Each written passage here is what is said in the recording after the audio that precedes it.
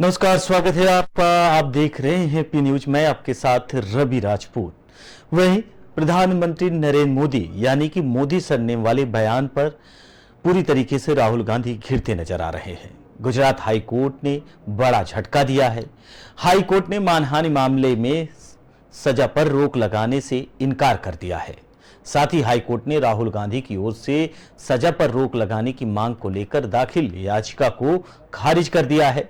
High court ने निचली अदालत के फैसले को सही माना है।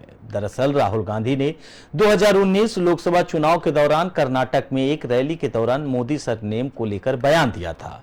इस बयान को लेकर बीजेपी विधायक पुर्णेश मोदी ने राहुल गांधी के खिलाफ मानहानि मामले दर्ज कराए थे। 4 साल बाद 23 मार्च को सूरत की निचली अदालत ने राहुल गांधी को दोषी करार देते हुए 2 साल की सजा सुनाई थी। हाई कोर्ट के जज जस्टिस हेमंत प्रच्छक की बेंच याचिका खारिज करते हुए कहा कि आवेदक पूर्णतः अस्तित्वहीन आधार पर राहत तलाश करने का प्रयास कर रहा है।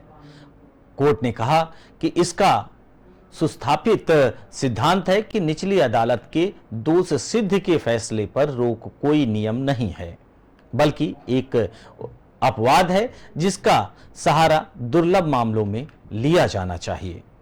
यानी कि अब राहुल गांधी की मुश्किलें बढ़ गई हैं।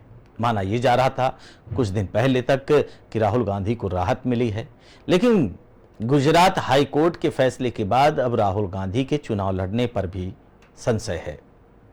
फिर तमाम राजनीतिक पार्टियों के द्वारा आरोप प्रत्यारोप का दौर शुरू हो गया है।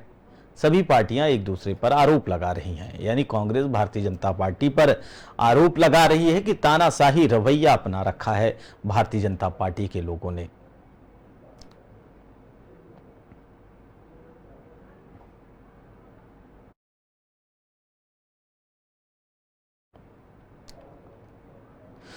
बढ़ते हैं अगली खबर की ओर, जहां एनसीपी की फूट पर नेशनल कॉन्फ्रेंस के नेता उमर अब्दुल्ला ने कहा कि इससे एनसीपी से नुकसान होगा या उसके इंतजार करना पड़ेगा। जिस तरह की बातें अजीत पवार ने शरद पवार की उम्र के बारे में की, उसे महाराष्ट्र के लोगों ने बिल्कुल पसंद नहीं किया।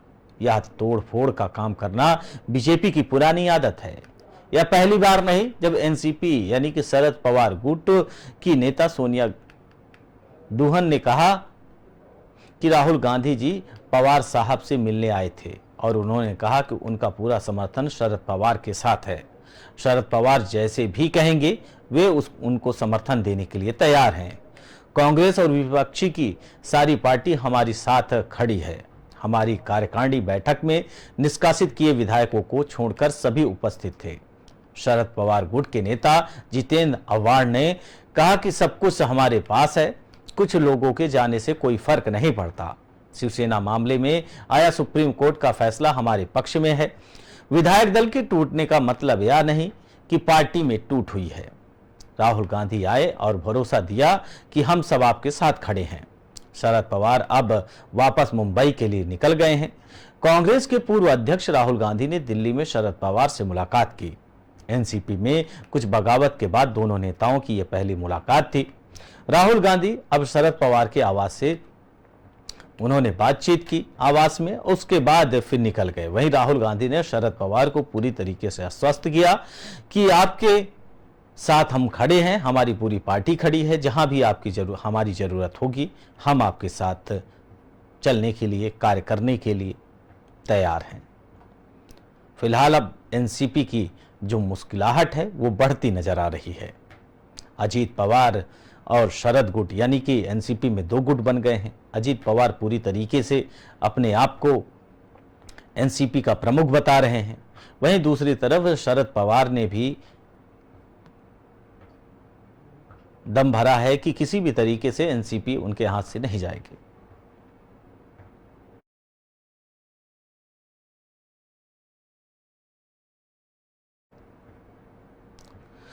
बढ़ते हैं अगली खबर की ओर, जहां तमिलनाडु के वरिष्ठ आईपीएस अधिकारी डीआईजी विजय कुमार ने आत्महत्या कर ली।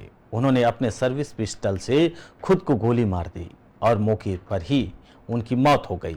आईपीएस अधिकारी विजय कुमार ने खुद को क्यों गोली मारी, इसका अभी पता नहीं चल सका है। 2009 बैच के आईपीएस अधिकारी विजय कुमार ने पुलिस अधीक्षक के रूप में कार्य किया। वहीं 2009 बैच के आईपीएस अधिकारी विजय कुमार ने कांचीपुरम, कुड्डालोर और नागपट्टिनम और तिरुवनंतपुरम जिले के पुलिस अधीक्षक के रूप में कार्यभार भी संभाल चुके हैं। इसी साल विजय कुमार ने कोयंबटूर रेंज के नए पुलिस उप महानिरीक्षक यानी कि डीआईजी के रूप में कार्यभार संभाला था। इससे पहले उनकी आखिरी पोस्टिंग चेन्नई में थी, जहां उन्होंने पुलिस उपायुक्त के रूप में कार्य किया था।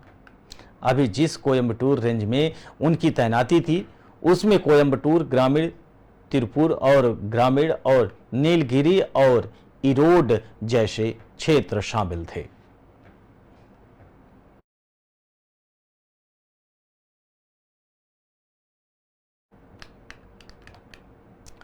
बढ़ते हैं अगली खबर की ओर, जहां मौसम विभाग ने अगले 24 घंटों में बिहार, तेलंगाना को छोड़कर देश के सभी राज्यों में तेज बारिश का अलर्ट जारी किया है। जम्मू कश्मीर में भारी बारिश और मौसम खराब के चलते अमरनाथ यात्रा रोकी गई है।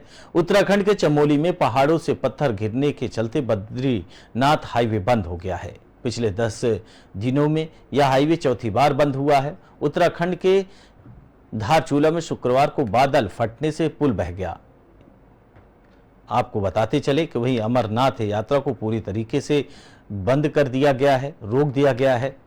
माना यह जा रहा है कि लगातार बरसात के कारण लोगों को परेशानियों का सामना करना पड़े और कहीं पर भूस्खलन और पत्थर गिरने से रास्ते पूरी तरीके से बाधित हो गए हैं।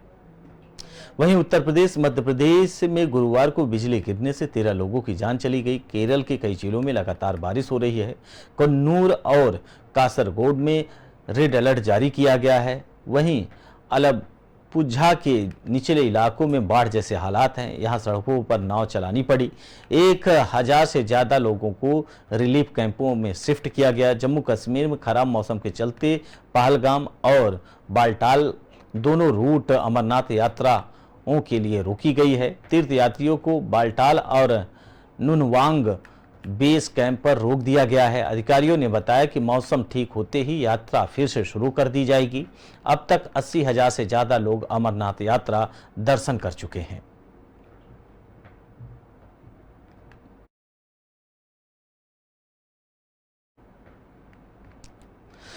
बढ़ते हैं अगली खबर की ओर, जहां दिल्ली की आबकारी नीति मामले में गुरुवार देर रात ईडी ने बिजनेसमैन दिनेश अरोड़ा को गिरफ्तार कर लिया है। उन पर मनी लॉन्ड्रिंग का आरोप है। ईडी ने उन्हें दिल्ली के पूर्व डिप्टी सीएम मनीष सिसोदिया का करीबी बताया। इसी मामले में सीबीआई के केस में दिनेश अरोड़ा गवाह भी हैं। दरअसल ईडी और सीबीआई दोनों इस केस की जांच कर रही हैं।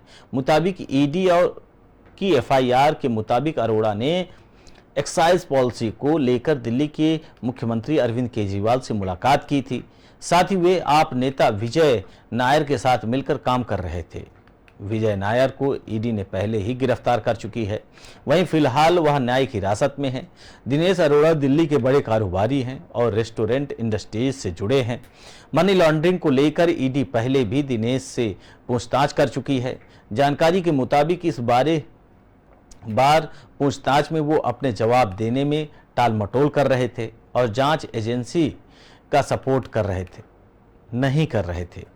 ईडी ने बताया कि उन्हें शुक्रवार को लोकल कोर्ट में पेश किया जाएगा। ईडी ने मई में फाइल की अपनी सप्लीमेंट्री चार्जशीट में जिक्र किया था कि दिनेश सिसोदिया के खास मित्र हैं। वे एक अन्य बिजनेसमैन अमित अरोड़ा से पैसे लेकर सिसोदिया तक पहुंचाते थे। उन्होंने अमित को फायदा पहुंचाने और शराब नीति में बदलाव करने के लिए सिसोदिया को करीब लगभग 2.5 करोड़ की घूस पहुंचाई थी।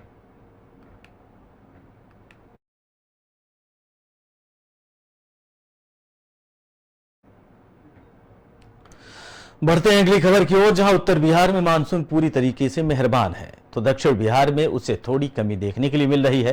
हालांकि कुछ दिन पहले तक पटना समेत सभी जिलों में झमाझम बारिश ने गर्मी से लोगों को बड़ी राहत दी थी, लेकिन राजधानी पटना व इसके आसपास के इलाके में बुधवार को बारिश नहीं होने से एक बार फिर से लोगों को उमस भरी गर्मी का सामना करना पड़ा। उधर मौसम विभाग के मुताबिक 11 जुलाई से बिहार में एक बार फिर से झमाझम बारिश होने की संभावना है।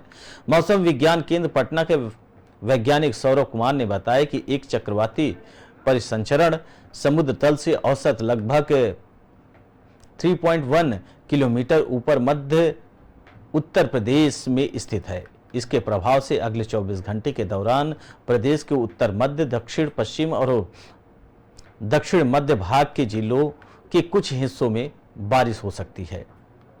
आपको बताते चलें कि पूर्वानुमान में यह भी बताया गया है कि मानसून सक्रिय होने से बारिश में कुछ तेजी जरूर आएगी। अगले 24 घंटे के दौरान 9 जिलों में भारी बारिश की चेतावनी जारी की गई है। गुरुवार यानी कि 6 जुलाई को कई जिलों में भारी बारिश की उम्मीद की जा रही थी। बता दें कि प्रदेश की राजधानी पटना समेत इसके आसपास के इलाकों में आंशिक बादल छाए रहने की उम्मीद है। वहीं हल्की बूंदाबांदी भी हुई है। वहीं मानसून सक्रिय होने से ही बारिश में तेजी आई है। अगले 24 घंटे के दौरान सीतामढ़ी, शिवहर, मधुबनी, सुपौल और अररिया, किशनगंज, दरभंगा, जमुई व बांका में भारी वर्षा होने की संभावना है। बीते 24 घंटे के दौरान पटना समेत 13 शहरों के अधिकतम तापमान में आंशिक गिरावट दर्ज की गई है, जहां पे 35.7 डिग्री सेल्सियस के साथ नवादा सर्वाधिक अधिकतम तापमान वाला जिला बना, जबकि पटना का अधिकतम तापमान 33.9 डिग्री सेल्सियस दर्ज किया गया। इसके अलावा 34.3 भागलपुर में, वहीं 35.1 मुजफ्फरपुर और 31.2 दरभंगा और 29 औरंगाबाद में मानसून दर्ज किया गया।